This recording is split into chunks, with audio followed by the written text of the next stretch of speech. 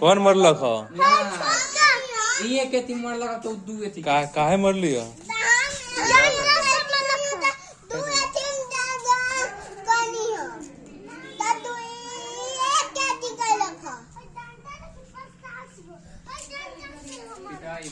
अब ना मारी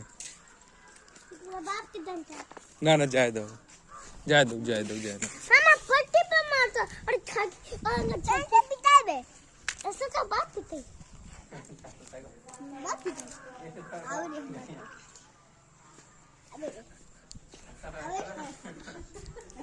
सब पिटाई ओए हमारे पापा तो इतना मार कि हमारे पापा के गाड़ी ना देबे हम तो पापा को बता दिया हमें सब मारता तोरे के पीछे तोरे के भूत बना दिया मार मार के